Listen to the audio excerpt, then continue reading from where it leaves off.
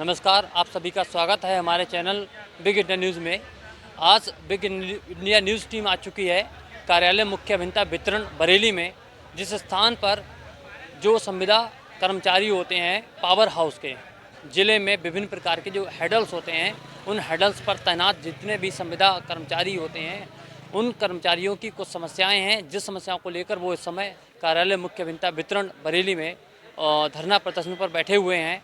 आइए उनके अध्यक्ष से जानने का प्रयास करते हैं कि क्या क्या समस्याएं उनकी है, जिन समस्याओं को लेकर वो यहाँ पर, जिस मांगों को लेकर यहाँ पर बैठे हुए हैं, किन किन मांगों को लेकर वो यहाँ बैठे और उनकी क्या इच्छा है।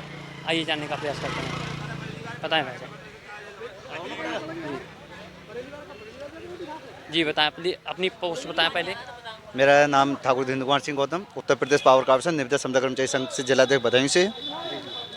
यहाँ आज हमको हमारा 2 नवंबर 2022 में एक दिन का धरना प्रदर्शन रहा।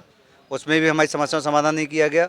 उसके बाद 78 दिन क्रिमिनल कन्वेंशन चला और कल 17 जनवरी 2021 से 23 से अनिश्चितकालीन धरना प्रदर्शन कार्य बहिष्कार चल रहा है।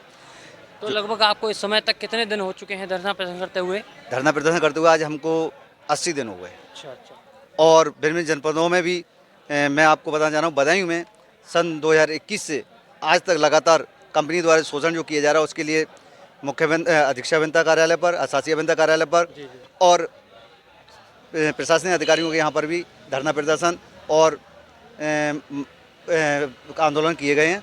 लेकिन वहाँ से समाधान ना होने पर वहाँ से उन्होंने कार्रवाई करते हुए मुख्य अभियंता कार्यालय पर रिपोर्टें भेजी गई, लेकिन यहाँ से कोई भी कार्रवाई नहीं की गई। जिसमें सबसे मेन मुद्दा जो है हमारा ईपीएफ का है। 9 महीने से हमारा कंपनी ने ईपीएफ का पैसा नहीं डाला है और हमारे जो दूरस्थ कर्मचारी हैं उनके इलाज का पैसा नहीं दिया गया है।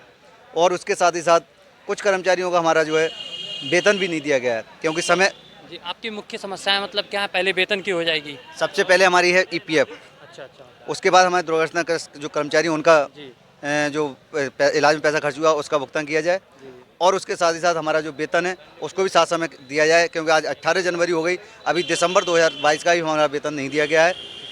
क्योंकि यहाँ पर कंपनी के द्वारा और इन अधिकारियों द्वारा मिलीभगत के ये घोटाले हो रहे हैं। क्योंकि पावर कॉर्पोरेशन के अध्यक्ष के आदेश ये हैं कि प्रत्येक माह की 7 तारीख तक कर्मचारी का वेतन दे दिया जाए। अनुबंध के अनुसार अगर कर्मचारी वेतन 7 तारीख को नहीं बढ़ता है तो पर डे पर कर्मचारी के 100 रुपये पेनल्टी के हिसाब से कंपनी से भुगतान कराया जाए।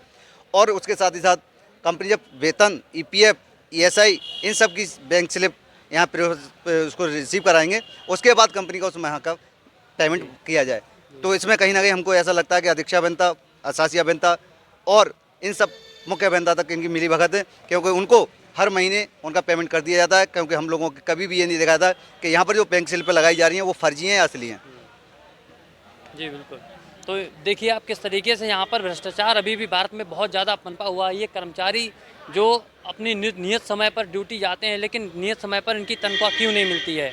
जैसा कि नियम में भी है, अगर 7 तारीख को पे नहीं होता है, इनकी सैलरी या जो भी चीज़ है, वेतन है, वो इनको पे नहीं किया जाता है, तो इनको 100 रुपये पर डे के हिसाब से पेनाल्टी भुगतान किया जाना चाहिए। जो वो तो छोड़िए, आप 7 तारीख को तनख्वाह छोड़िए, उसके बाद भी 7 तनख्वाह मिलने की किसी प्रकार की कोई सुविधा नहीं है। ईपीएफ को लेकर भी इन लोगों की समस्या है। अच्छा वैसा इसके अलावा कोई समस्या है आपकी? मुझे 5 महीने हो गए, मेरा ट्रांसफ़र करा था मणिनाथ से डेलापीर। जी। 40,000 रुपये कौसर को दे चुका हूँ मैं। 30,000 रुपये ना देने पे कौसर कौन है? कौसर अली सुपरवाइजर है। अच्छा। 40,000 दे चुका हूँ, 70,000 मेरी तय हुई थी, 30,000 नहीं दे चुका हूँ। मैंने अपनी लड़की के जेवर वेवर गिरवी डाल के उसको 40,000 रुपये करके दिया है। जी। ट्रांसफर कराने के लिए या मेरा ट्रांसफ़र ये देखो ट्रांसफ़र लिखित रूप में ट्रांसफ़र मेरा करा डेलापीर, ये करा लिखित रूप में डेलापुर।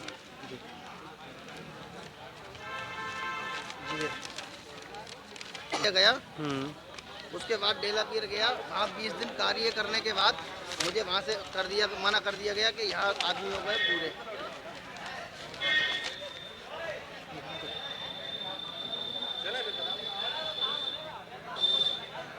और 5 महीने से मैं इधर उधर भटक रहा हूँ। मुझे किले बिजली घर भेजा, 26 दिन वहाँ मुझसे ड्यूटी कराई, वहाँ से ही मना कर दिया गया कि तुम्हारा यहाँ मैं ट्राई पे रखा गया। उसके बाद दुर्गा नगर भेजा गया।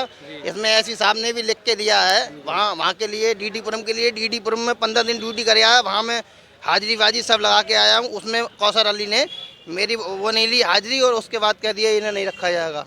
हाजिरी मतलब प्रेजेंट लगने के बाद में वहाँ पे कह रहे हैं कि आपको ट्राई पे रखा गया। हाँ, ट्राई पे रखा गया। हर जगह 5 महीने से मुझसे यही कहा जा रहा है कि आपको ट्राई पे रखा जा रहा है। ट्राई पे हर महीने हर बिजली घर भेज देते हैं कि ट्राई पे रखा जा रहा है। मैंने कहा मुझ तो पैसे नहीं है। बोले 30,000 रुपये आप पे रह गया बकाया। 30,000 जब तक नहीं दोगे जब तक नौकरी पे नहीं लिया जाएगा। मैंने चीफ साहब से भी लिखवा लिया, एसडी साहब ने भी कह दी, लेकिन कौसर अली और गौरव दोनों मानने को तैयार नहीं है कि मेरा पैसा 30,000 जो रह गया वो आप दे दोगे, उसके बाद आपको नौकरी मिलेगी, वरना कहीं नहीं मिलेगी।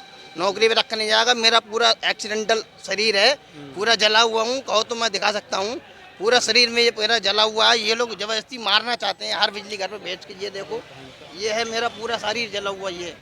ये देखो पूरा ये पूरा जला हुआ है। ये लोग जबरदस्ती ये दुर्घटना किससे हुई थी? ये बिजली विभाग से हुई है। ये पूरा पेट फटा हुआ है। ये देखो, ये पूरे पैर टूटे हुए हैं। ये लोग जबरदस्ती अब ये बताइए कि मैं इन लोगों को पैसे किस जगह के दूँ और कहाँ से दूँ?